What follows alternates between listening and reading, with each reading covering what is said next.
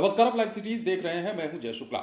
देखिए, बिहार में शिक्षक नियोजन नियमावली 2020 में राज्य सरकार बड़ा बदलाव करने जा रही है।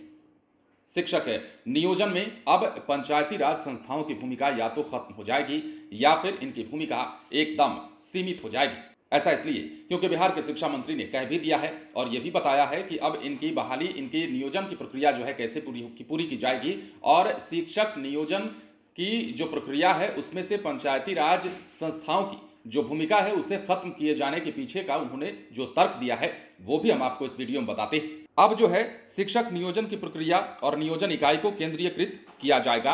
पंचायती राज संस्थाओं को इससे या तो अलग किया जाएगा या उनकी भूमिका सीमित कर दी जाएगी। संशोधित नियमावली को जल्द ही कैबिनेट में पेश किए जाने की तैयारी है।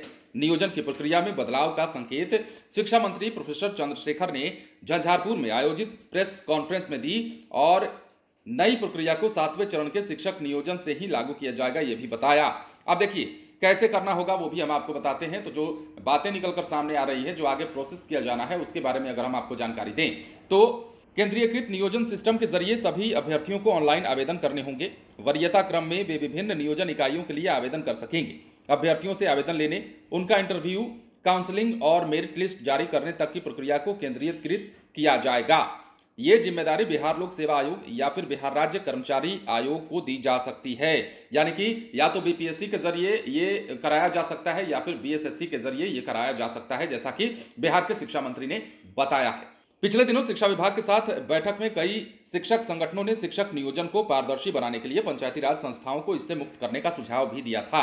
देखिए, अब जो है कितने पद रिक्त हैं वो हम आपको बताते हैं। शिक्षकों के 3,38,000 पद खाली हैं। पहले +2 स्कूलों का नियोजन होगा, इसके बाद प्राथमिक स्कूलों में बहाली होगी। नियोजन के लिए बीपीएससी जैसी किसी संस्था को जिम्मा दिया जाए जो आवेदन लेने से लेकर काउंसलिंग और मेरिट लिस्ट तक की प्रक्रिया पूरी करे। नियोजन इकाइयों को ऑनलाइन आवेदन भेज दिए जाए और काउंसलिंग को छोड़ बाकी सभी प्रक्रिया शिक्षा विभाग द्वारा अधिकृत परीक्षा लेने वाली कोई संस्था करे। दरअसल शिक्षा मंत्री प्रोफेसर चंद्रशेखर ने यह भी कहा कि शिक्षक नियोजन नीति में अब बदलाव करने की जरूरत है। पहले जो नियोजन इकाइयों ने शिक्षा व्यवस्था को कमजोर किया है, अब उसमें सुधार किया जाएगा।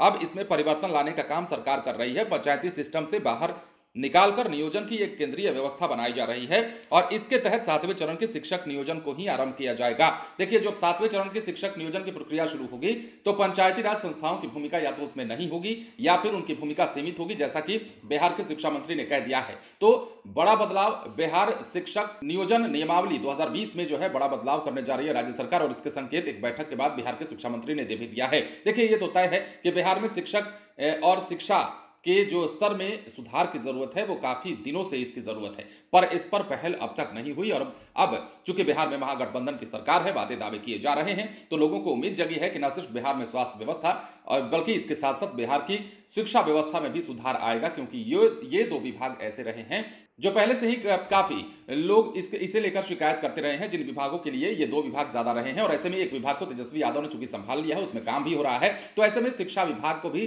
दुरुस्त करने के लिए अब शिक्षक नियोजन नियमावली में बदलाव किए जाने की बात कही जा रहे हैं। बने रहें लाइव सिटीज के साथ। यदि अब तक आपने हमारे चैनल को सब्सक्राइब नहीं किया है तो सब्सक्राइब कर लीजिए ताकि हम आपको खबरों से अपडेट रख सकें। धन्यवाद।